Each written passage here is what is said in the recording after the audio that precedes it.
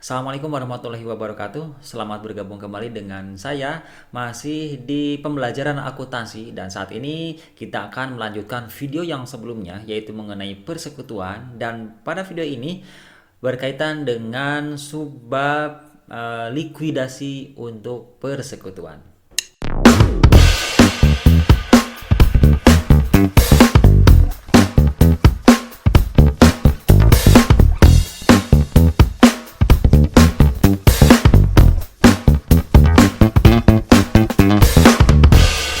Oke teman-teman, saya kira sudah kita bahas pada video sebelumnya bagaimana ketika perusahaan membuat partnership dalam hal ini bisa CV ataupun bisa firma ya dalam bahasa Indonesia kita namakan dengan persekutuan ya, yang di dalamnya terdiri dari beberapa orang sekutu, tidak boleh satu orang.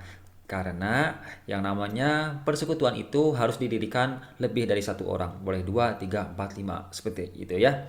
Dan pada video yang sebelumnya kita telah membahas bagaimana akuntansi untuk mendirikan persekutuan dan bagaimana juga akuntansi pada saat pembagian labanya. Nah, saat ini kita membahas bagaimana jika persekutuan tersebut dilikuidasi alias bubar. Bubar dan bubar. Oh my god. Udahan dong kalau gitu. Ya, udahan.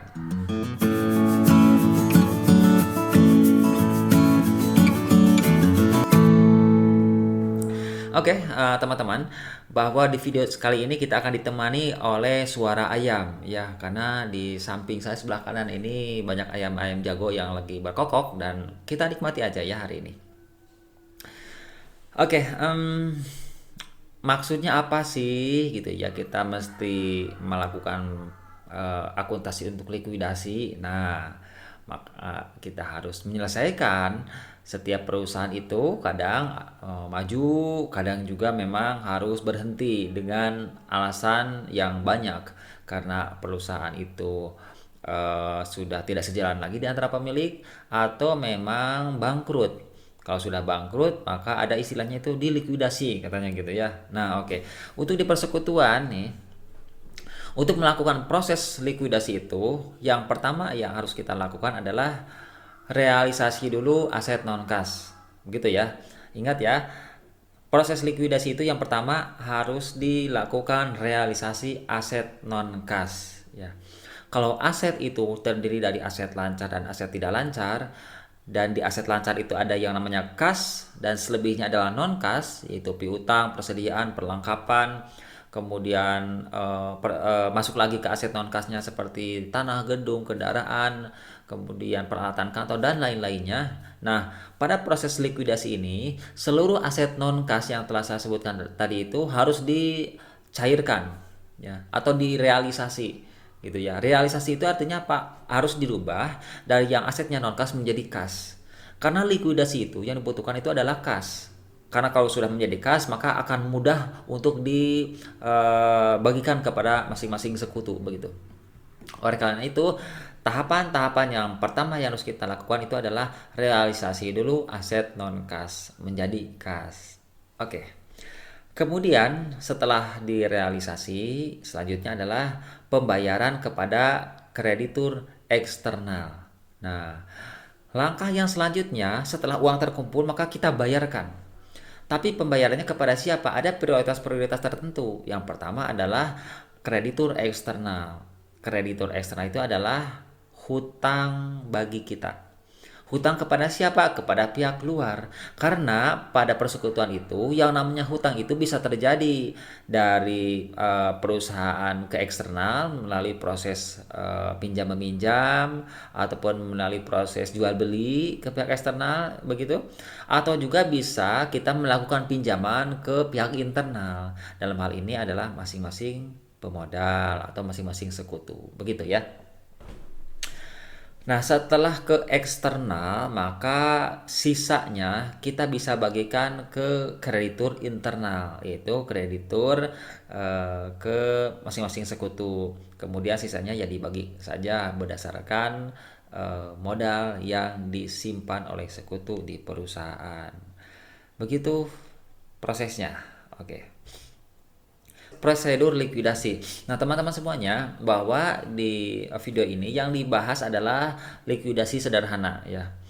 Artinya likuidasi yang kita lakukan di sini adalah prosesnya memang cukup sederhana.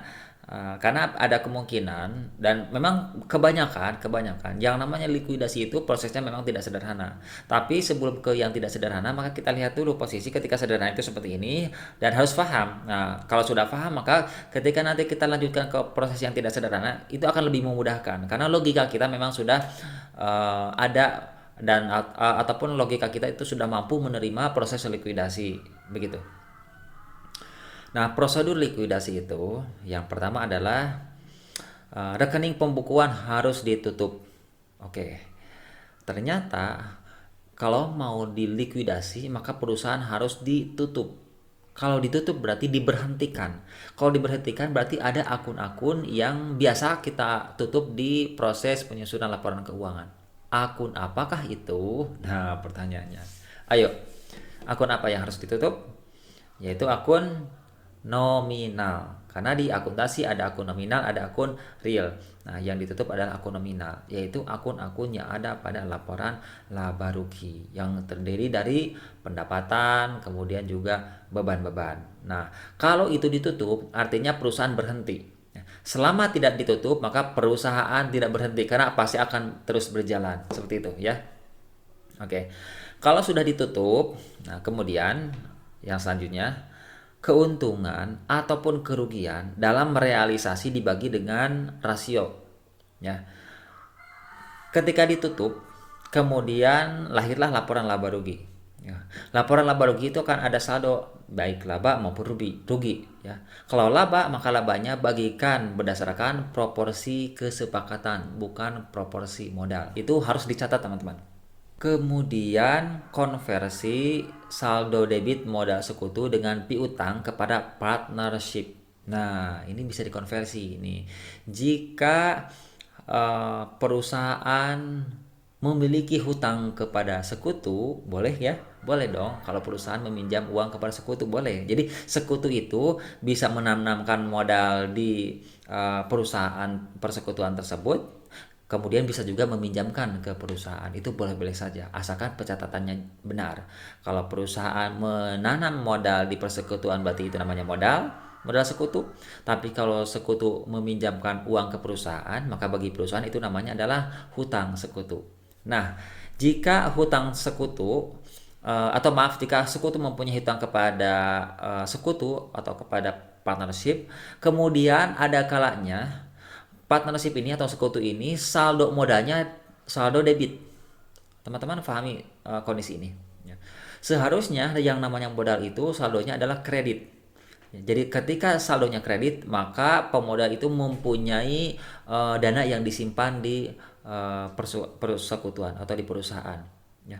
Tapi ada kalanya ketika perusahaan itu banyaknya rugi dan rugi lagi, saking seringnya rugi sehingga akan menguras saldo modal sekutu. Kemudian bisa jadi saldo modalnya menjadi debit, bukan kredit lagi.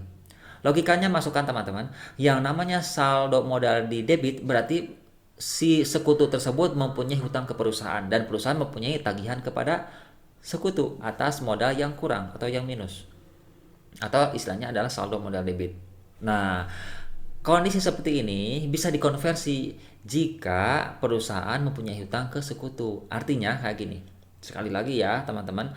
Jika sekutu mempunyai saldo debit di perusahaan sehingga sekutu harus membayar uang untuk menutupi modal yang debit itu ke perusahaan, tapi di sisi lain perusahaan mempunyai hutang kepada sekutu, maka disitulah hutang yang tadi bisa dipotongkan gitu ya kepada saldo modal sehingga saldo modalnya menjadi 0, tidak minus lagi, tapi hutangnya berkurang. Teman-teman, logika ini silakan difahami, dimasukkan ke kepala kita gitu sampai dengan paham. Baru nanti akan kita lanjutkan. Jadi silakan diulang-ulang lagi video yang barusan ya, yang barusan telah saya jelaskan. Defisit modal sekutu ditanggung oleh sekutu yang lain. Ini saya kasih warna hijau karena bisa jadi terjadilah saldo modal defisit atau modal yang di debit ini. Dan itu bisa jadi tanggungan sekutu yang lainnya, teman-teman. Begitu ya. Di proses ini harus kita pahami. Nanti kita akan kasihkan contohnya, begitu. Selanjutnya, kas yang tersedia untuk dibagikan dengan urutan kreditur eksternal baru ke pemodal. Jadi begitu ya. Tapi kalau rincinya kayak gini, ketika uang kas telah jadi, maka uang kas ini kasih atau bayarkan ke kreditur eksternal. Kalau sudah terbayar maka bayarkan ke kreditur internal dan juga ke pemodal begitu. Tapi tentunya ini juga lihat di kondisi tertentu. Nanti saya contohkan dengan kondisi-kondisi yang berbeda pada kasus nanti ya. Oke. Nah, kita langsung saja ke contohnya. Ya. Ini ada ilustrasi satu. Ya. Partnership XYZ berbagi rasio 40-40-20. Nah, teman-teman, ini saya kembali akan menjelaskan bahwa pembagian 40-40-20 ini bukan berdasarkan proporsi modal, tapi berdasarkan proporsi kesepakatan. Kalau belum paham, maka lihat video yang sebelumnya. Ya. Para sekutu sepakat untuk membubarkan diri. Nah, laporan posisi keuangan atau neraca per 1 Oktober 2019 sesaat sebelum pembubaran adalah seperti berikut ini. Oke. Asumsinya teman-teman ini perhatikan bahwa aset non-kas direalisasi sebesar 150.000. Oke. Dari neraca ini di sisi aset kita lihat bahwa ada kas 20.000, aset non-kasnya adalah 180.000. Aset non-kas ini memang di kasus ini langsung saja dituliskan 180.000.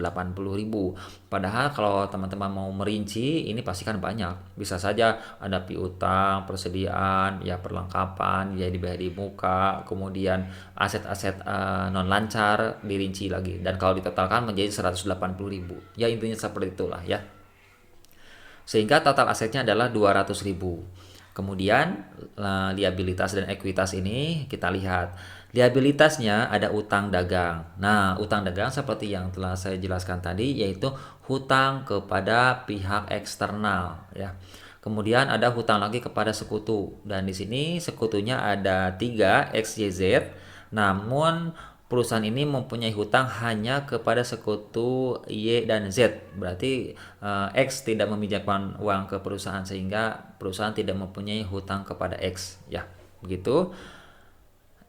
Kalau dilihat di sini ekuitas ini rasio modalnya adalah 433 ya. Kalau rasionya saya lihat dari angka 40 30 30 berarti 4 bagian 3 bagian 3 bagian begitu ya. Tapi proporsi modal yang disepakati adalah 442. Oke, jadi jangan terkecoh ya. Ya teman-teman ingat kembali bahwa 40 40 20 di sini ini adalah rasio berdasarkan kesepakatan. Jangan disamakan dengan proporsi modal. Oke, lanjutkan. Nah, total liabilitas dan ekuitasnya adalah 200.000. Dari sini ternyata aset non kas ini sebesar 180.000 ini direalisasinya hanya sebesar 150.000. Realisasi ini bisa dijual ataupun diapakanlah, pokoknya dibentuk uang kan, dan ternyata berkurang sebesar Rp30.000. Ayo kita selesaikan kasusnya. Nah, nih teman-teman, ini adalah contoh dari ikhtisar laporan likuidasi ya. Kalau kita biasa membuat ikhtisar ini di kertas kerja worksheet yang panjang ke pinggir gitu ya. Kalau ini ya ke pinggir dan ke bawah. Kalau ke pinggir ya sebesar atau sebanyak akun. Oke teman-teman, kita langsung selesaikan ya. Format ini memang format yang tidak baku, tapi format ini akan memudahkan untuk kita lakukan ikhtisar laporan likuidasi. Sehingga lebih baik buatlah laporan likuidasi seperti ini ya. Oke.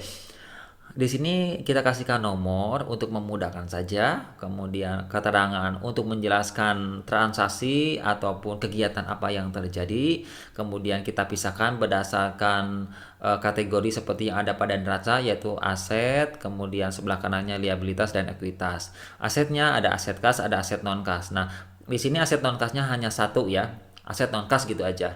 Tapi kalau seperti yang tadi di sini, ini aset non kasnya dirinci banyak, maka di sini pun lebih baik dirinci banyak. Jadi enggak hanya satu kolom, jadi banyak ke sini gitu, ke pinggir.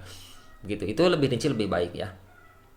Kemudian liabilitas dan ekuitasnya juga ini sama, ditulis sesuai dengan yang ada pada neraca. Nah, yang pertama, cara mengerjakan ini adalah kita masukkan dulu saldo seperti yang ada pada neraca tadi. Nah, jadi keterangannya adalah saldo sebelum likuidasi.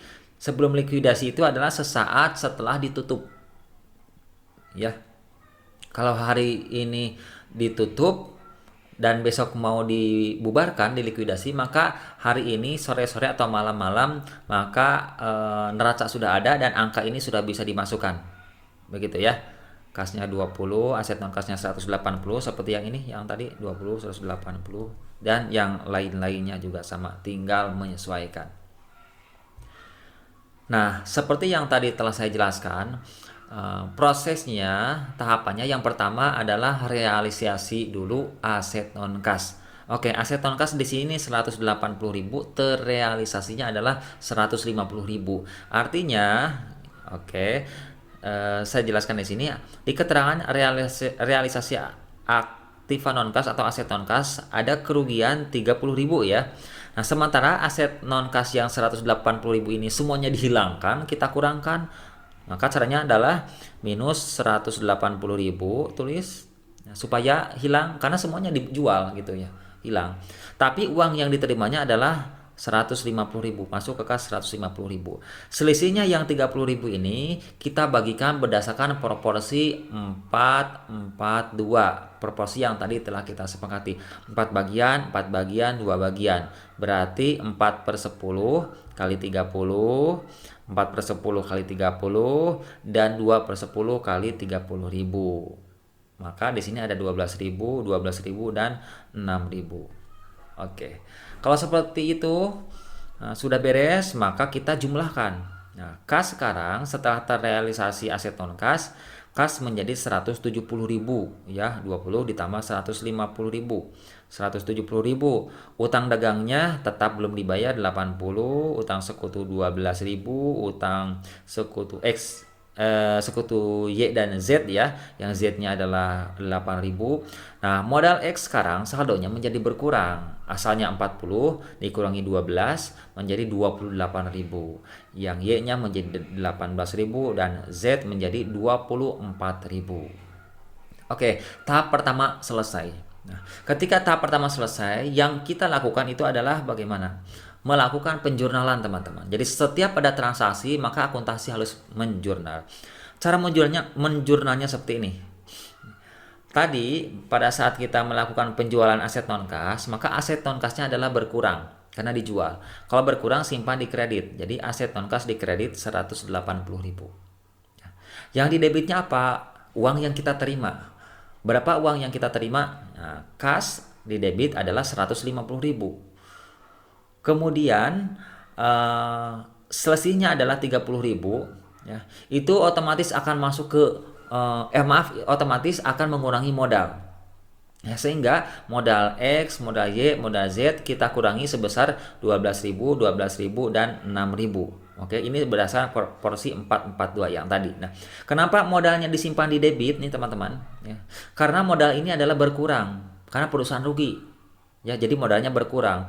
Modal kalau berkurang simpan di sebelah debit karena saldo normalnya kalau modal itu simpan di sebelah kredit. Begitu. Kita lanjutkan. Setelah realisasi aset non kas beres, maka selanjutnya adalah bayar hutang eksternal. Jangan ngomongin internal dulu, eksternal ya. Kalau hutang eksternal sudah tertutupi dan kasnya masih banyak dan mampu untuk membayar hutang internal baru boleh. Tapi selama tidak mampu maka lebih baik hutang eksternalnya saja. Dan kalaupun mampu lebih baik urutannya ditertibkan. Jadi lebih baik keadaan ini meskipun mampu ataupun tidak mampu kas untuk membayar seluruh hutang, lebih baik hutang eksternal dulu diselesaikan supaya lebih baik cara penyelesaiannya. Oke, teman-teman, sekarang kita bayar hutang dagangnya. Hutangnya ada 80.000. Nah, kasnya ada 170.000. Alhamdulillah, kasnya sudah banyak dan mampu untuk menutupi utang dagang. Maka hutang dagangnya sekarang kita kurangkan. Kurangkan 80.000, kasnya pun kita kurangkan 80.000 ya, karena dibayar untuk membayar hutang. Jurnalnya, nah, hutang dagang di debit, kasnya di kredit 80.000. Kenapa hutang dagang di debit? Karena hutang dagangnya berkurang dibayar. Kenapa kasnya di kredit? Karena kasnya berkurang dipakai untuk membayar hutang. Oke, sudah beres yang kedua. Nah, sekarang kita jumlahkan uang kasnya. Uang kasnya saldonya menjadi 90.000 ya. 170 dikurangi 80 menjadi 90. Hutang eksternal, hutang dagang 0 karena sudah dibayar. Yang ada adalah hutang sekutu hutang sekutu Y, hutang sekutu Z, kemudian modal X, Y, Z semuanya masih ada. Oke. Kalau sudah beres seperti ini cukup mudah ya. Jadi uang kas yang tersedia yang 90.000 ini tinggal kita bagikan saja kepada seluruh hak-hak masing-masing sekutu ya. Yang pertama yang kita bayarkan adalah hutang Y ada 12.000. Dari yang 90.000 ini kita bayarkan 12.000, maka kita kurangi 12.000. Hutang sekutu Z kita kurangi 8.000. Kemudian modal X, Y, Z semuanya kita bayarkan dan bayarkan lagi 28, 18 dan 24. Kalau kita jumlahkan pasti nilainya menjadi 90.000 karena pasti balance. Begitu ya. Artinya pada proses ini ada proses terakhir di mana uang kas yang tersedia di perusahaan semuanya dibagikan kepada masing-masing sekutu. Bagaimana cara menjurnalnya? Nah, menjurnalnya adalah kas yang dikeluarkan seluruhnya adalah 90.000. Maka kas di kreditnya 90.000. Nah, sekarang rinciannya yang 90.000 itu di debit, yaitu bayar utang sekutu Y 12.000, hutang sekutu Z 8.000, modal sekutu X 28.000, modal sekutu Y 18.000 dan modal sekutu Z adalah 24.000. Oke, berarti semuanya sudah beres dan teman-teman harus ingat logikanya kenapa ini di debit ya, karena hutang berkurang, modal pun berkurang, gitu ya. Oke. Kalau sudah beres maka kita jumlahkan, kas sekarang menjadi 0, hutang pun 0 dan modal-modal pun menjadi 0. Ini artinya bahwa pada saat ini berarti proses akuntansi untuk likuidasi ini sudah beres. Likuidasi sederhana ini udah beres ya. Oke. Berarti perusahaan sudah tidak ada lagi. Ya sudah kalau beres. Ya udah. Kalau sudah berarti ya kita lanjutkan saja materinya. Nah, jika pada kasus yang kedua ini nih, ada lagi ya. Jika asumsi soalnya itu memang sama yang tadi ya. Tapi aset non kasnya direalisasinya sebesar 100.000. Oke teman-teman, kalau tadi itu aset non kas direalisasinya 150.000. Nah, kalau sekarang nih kejam nih, direalisasinya adalah 100.000. Ini sangat-sangat memungkinkan karena kalau perusahaan lagi butuh uang, biasanya dijualnya suka menjadi murah. Yang penting berubah menjadi kas karena untuk dibagikan ke masing-masing sekutu. Oke, sekarang kita kerjakan ya. Seperti yang tadi kita buatkan ikhtisar laporan likuidasi ya. Oke. Tahap yang pertama tadi ini yang di atas, saldo-saldo yang ada pada neraca kita masukkan seluruhnya begitu. Kemudian mulailah ada perbedaan di sini. Ya. Aset non kas yang 180.000 ini direalisasinya adalah 100.000 sehingga ada kerugiannya lebih besar yaitu 80.000 ya. Sekarang kita lakukan ikhtisar. 180.000 aset non kas ini kita kurangkan, kemudian kasnya kita tambah 100.000 karena yang terrealisasinya adalah 100.000. Yang 80.000 ini akan dibagikan kepada masing-masing sekutu. Dibagikannya berdasarkan proporsi.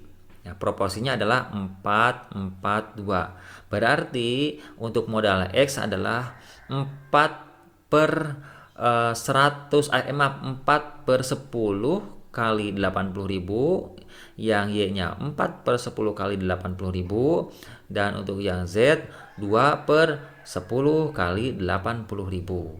Sudah ya dibagikan. Kalau sudah dibagikan seperti ini, sekarang kita jurnal. Ya. Cara menjurnalnya adalah aset non kas yang kita keluarkan adalah 180.000 ya. Kemudian kas yang diterimanya adalah 100.000 di debit. Aset non kasnya di kredit karena berkurang. Kasnya bertambah 100.000 di debit. Kemudian modal sekutu X, Y, Z ini semuanya di debit karena berkurang. Seperti yang tadi telah kita lihat ya, 32.000, kemudian 16.000. Ini jurnalnya. Sekarang kita jumlahkan. Kas sekarang menjadi 120.000, aset non kasnya 0, utang dagangnya atau eksternal 80.000, utang kepada sekutu Y masih tetap 12.000, ke Z juga 8.000. Nah, sekarang berubahnya lebih kecil lagi. Modal X saldonya menjadi 8.000, modal Y saldonya menjadi minus 2.000, kemudian modal Z menjadi 14.000. Di sini ada yang aneh, barangkali teman-teman bertanya-tanya ya, kok bisa sih saldo ini minus gitu ya. Nah, ini seperti yang saya jelaskan tadi bahwa ada kalanya perusahaan ini saldo modalnya adalah di debit atau defisit. Ini berarti saldonya sudah tidak normal lagi nih teman-teman. Yang minus 2.000 ini berarti harusnya kalau supaya positif bukan di sini, berarti harus pindah ke debit. Maka yang 2.000 ini kalau di debit menjadi positif. Itu namanya saldo modal di debit. Yang nggak normal seperti itu. Oke. Berarti itu akan menjadi permasalahan di perusahaan saat ini. Oke, sekarang kita lanjutkan kembali ya. Setelah direalisasi jadi kas, maka kas tersebut kita bayarkan ke hutang eksternal, yaitu hutang dagang. 80.000 kita kurangkan 80.000, ngambilnya dari uang kas di sini. 80.000 lagi dikurangkan. Nah, sekarang kita jumlahkan uang kasnya, saldonya menjadi 40.000. Kemudian utang dagangnya juga menjadi habis, sudah tidak ada lagi, dan yang lain-lainnya masih tetap. Oke, pada saat pembayaran hutang kepada sekutu, maka jurnalnya adalah hutang berkurang di debit, kas berkurang di kredit. Maka utang dagang pada kas Rp80.000. Itu sangat mudah. Baik, sekarang teman-teman, seperti yang saya jelaskan tadi bahwa boleh ketika ada saldo modal debit ataupun defisit itu dikonversi dengan piutang, dengan piutangnya, atau kalau menurut perusahaan itu adalah dengan hutang perusahaan ke sekutu. Oke, kita lihat kondisinya ya. Modal X-nya adalah 8.000, tapi perusahaan tidak mempunyai hutang ke X ya. Kemudian modal Y minus 2.000, tapi lihat bahwa bahwa perusahaan mempunyai hutang kepada Y sebesar 12.000 ya. Dan pada kondisi seperti ini, maka perusahaan ini boleh mengkonversi dari modal Y ke utang Y. Artinya artinya adalah sekutu tidak usah membayar uang kas ke perusahaan untuk menutupi saldo modal yang defisit, cukup dari tagihan ke perusahaan itu ya. Artinya kalau dari posisi perusahaan mempunyai hutang ke sekutu, dari hutang itulah maka dipotongkan. Sehingga posisinya adalah utang sekutu Y akan dikurangkan sebesar 2.000 untuk menutupi modal Y 2.000. Oke, paham ya? Jadi modal yang 2.000 ini, yang minus 2.000 ini akan ditutup oleh hutang sekutu 2.000. Ini ke sini ya. Kalau sudah, sekarang kita jurnal.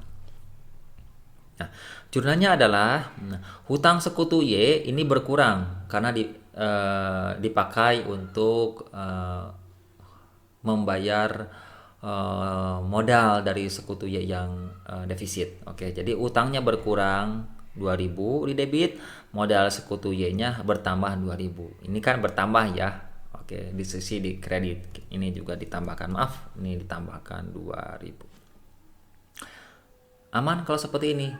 Amannya gimana? Ya, kita lihat aja. Sekarang saldonya kasnya 40.000 ya, semua aset memang tidak ada perubahan ya.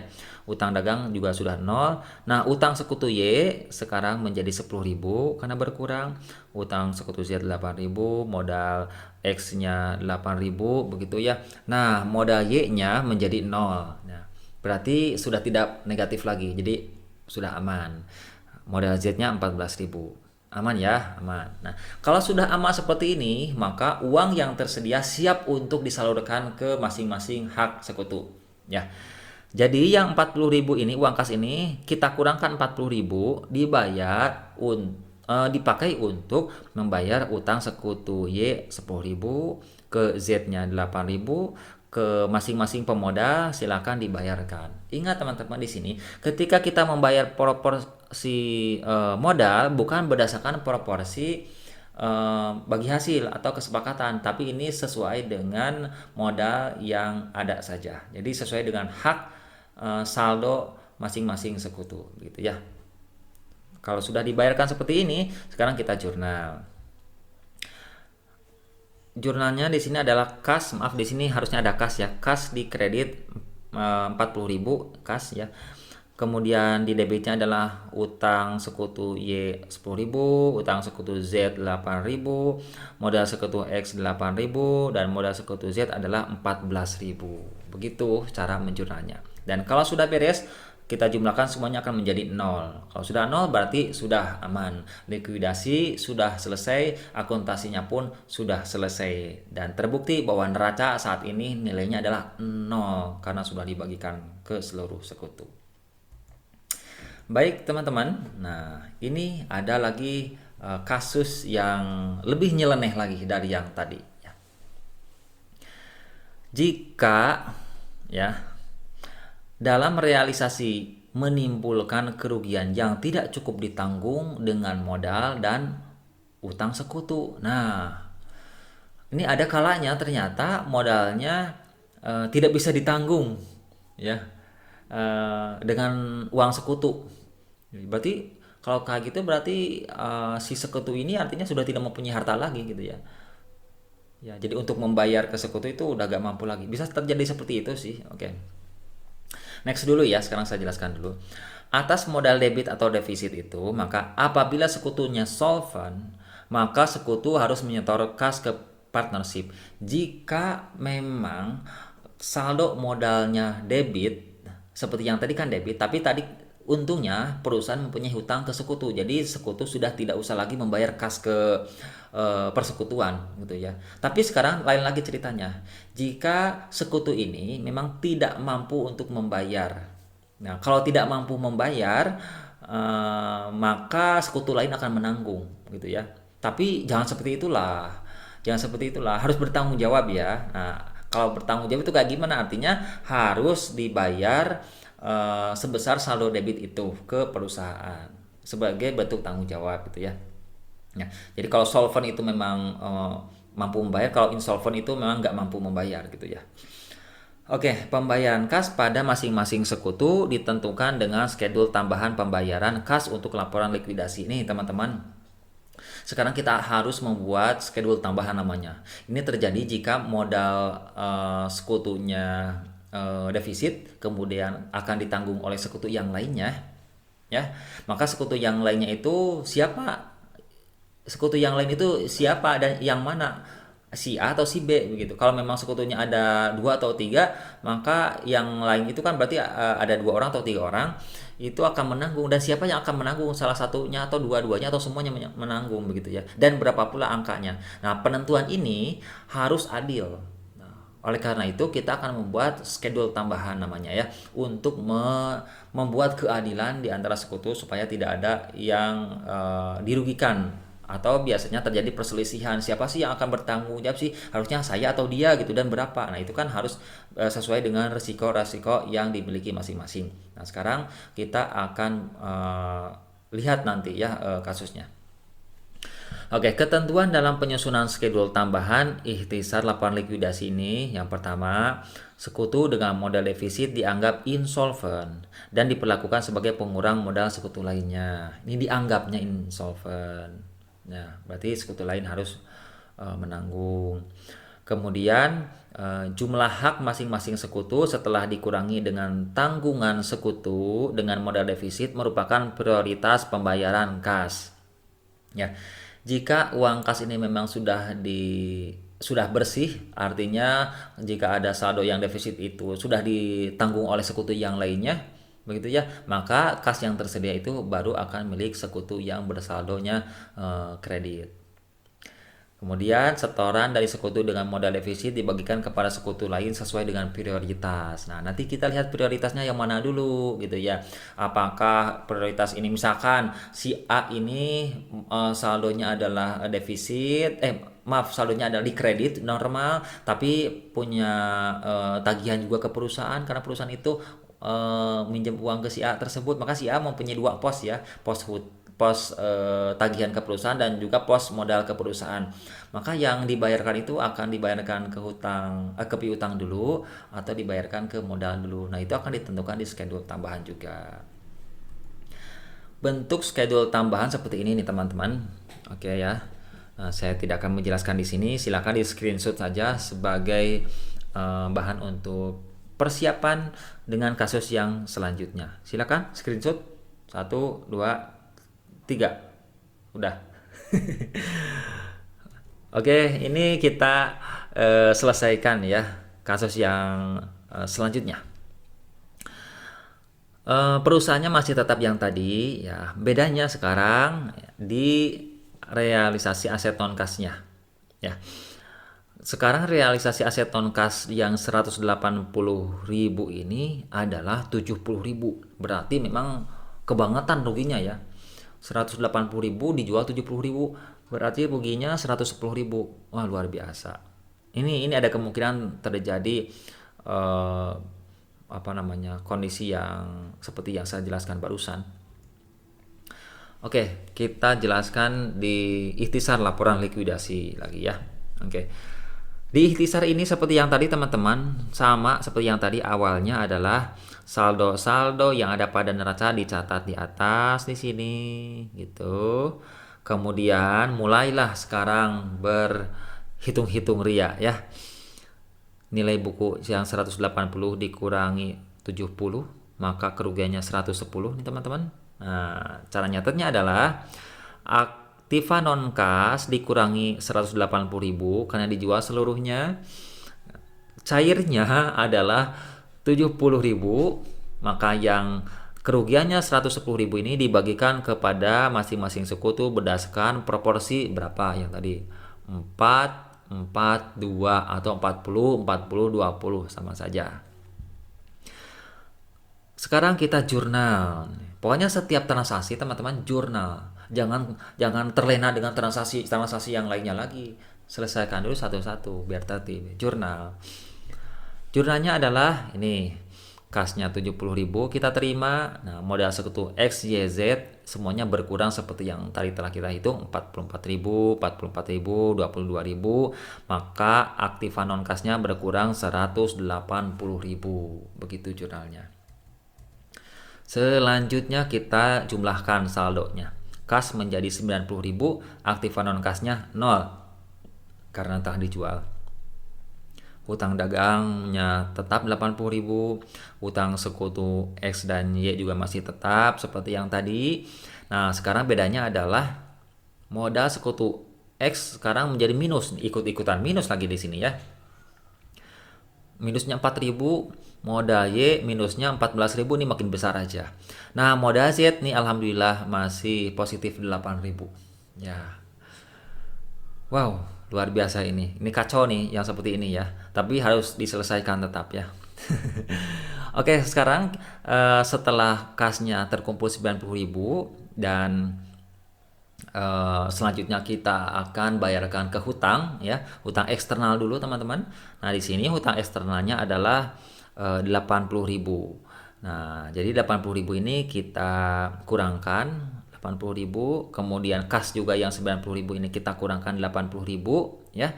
Kemudian sekarang kita jumlahkan uang kas yang menjadi 10.000, Dan alhamdulillah utang dagangnya menjadi nol karena telah kita bayar ya. Sementara utang sekutu X, utang sekutu Y belum terbayar ya. Dan juga modal-modal masih seperti kondisi yang tadi, 2 minus, yang satu baru positif.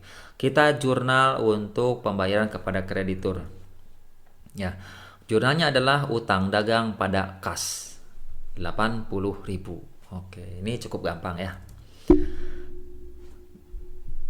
Selanjutnya, setelah dibayar hutang eksternal dan uang kas ini terrealisasinya tinggal 10.000 ya. Sekarang kita selesaikan permasalahan yang ada. Nah, apa yang ada itu di sini? Nah, ternyata ada 2 saldo modal defisit, yaitu modal X dan modal Y. Nah, yang harus kita lakukan sekarang kontrol dulu apakah perusahaan ini mempunyai hutang tidak ke mereka ya. Kalau mempunyai hutang maka bisa dipotongkan dari hutangnya ya. Tadi kan seperti itu ya. Nah, sekarang kita potongkan saja X dulu ya. Nah, yang X itu negatif 4.000 modalnya, tapi ternyata X itu mempunyai tagihan ke perusahaan 12.000. Sehingga yang 12.000 ini kita bisa potongkan untuk membayar modal X ya. Maka kurangkan 4.000 di sekutu X, kemudian untuk modalnya kita tambahkan. Di sini kita kurangi, di sini kita tambahkan. Begitu ya. Kemudian untuk modal Y yang minus 14.000 itu ternyata perusahaan mempunyai hutang ke Y 8.000 ya. Jadi mampu untuk dibayar hanya 8.000. Ya tidak apa-apa, seadanya aja. Maka kita kurangkan 8.000, ini kita tambahkan 8.000. Begitu ya. Sekarang coba kita jumlahkan, kasnya tetap 10.000, utang sekutunya menjadi berkurang 8.000, utang sekutu Y-nya 0, modal X-nya 0, kemudian modal Y-nya min 6.000 dan modal Z-nya 8.000. Nah, setelah konversi dari hutang ini ternyata hanya modal X yang hutangnya menjadi 0. Sementara modal Y masih negatif. Nah, kalau masih negatif seperti ini maka kita lakukan schedule tambahan. Oke. Nah, sebelumnya kita akan jurnal dulu untuk saldo modal debitnya ini ya. Oke.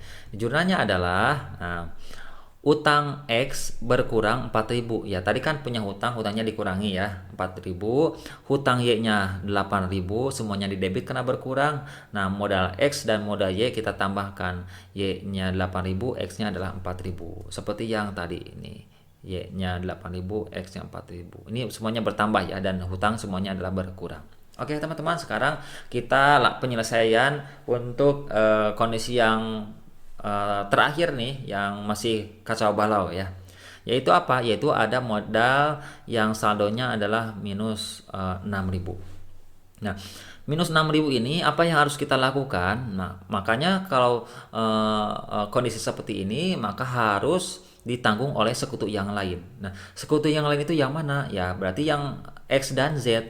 X-nya adalah 0, tapi X mempunyai piutang ke perusahaan 8.000, berarti X masih bisa menanggung kerugian akibat si modal Y ini ya, sekutu Y ini.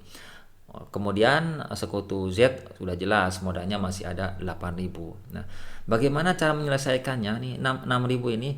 Apakah harus X atau harus Y yang menanggung? Dan kalaupun dua-duanya misalkan X-nya berapa, Y-nya berapa, harus jelas. Oke, sekarang kita lihat di schedule tambahannya. Nah, membuat schedule tambahan seperti ini, seperti yang tadi ya. Pertama kita masukkan dulu saldo modal sebelum dibayar ya. Modalnya itu adalah X-nya 0, Y-nya adalah min 6.000 dan Z-nya adalah 8.000. Kemudian piutang kepada sekutu enggak ada ya. Kemudian saldo utang sekutu adalah X-nya 8.000, yang lainnya tidak ada. Nah, yang masalah itu adalah yang ini, yang Y 6.000. Sekarang kita jumlahkan kepentingannya. Maka X-nya 8.000, Y-nya min 6.000 dan Z-nya 8.000. Nah, 8.000 ini adalah kepentingan X. Artinya kalau perusahaan mempunyai uang maka seharusnya X ini dibayarkan sebesar 8.000 karena itu adalah haknya. Ya, dan dari hutang sumbernya. Kemudian dari Z adalah 8.000, harusnya dibayarnya 8.000 karena haknya. Tapi ini masalahnya gara-gara Y, ya. Y ini memang nggak punya uang untuk saat ini gitu ya. Atau yang harus kita selesaikan inilah gitu ya. Nah, bagaimana cara untuk menanggung resikonya? Nah, resiko itu akan kita tanggung berdasarkan proporsi kesepakatan bagi hasil.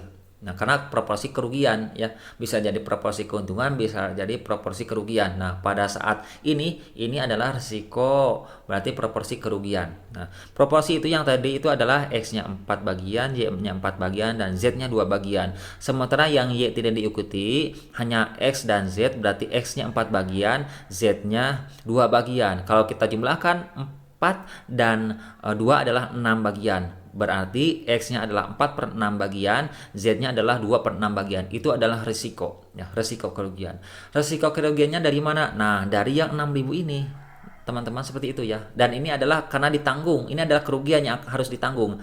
Berarti yang 6.000 ini akan ditanggung oleh Y sebesar 4/6 bagian. Nah, jadi 4/6 kali 6.000 adalah 4.000. Ya. Kemudian oleh Z ditanggung adalah 2/6 bagian kali 6.000 sama dengan 2.000. Nah, berarti X-nya dikurangi 4.000, Z-nya dikurangi 2.000. Kemudian yang Y-nya kita jumlahkan 6.000 supaya menjadi 0. Oke. Sekarang kita jumlahkan yang X-nya adalah 4.000 ya, 8.000 dikurangi 4.000.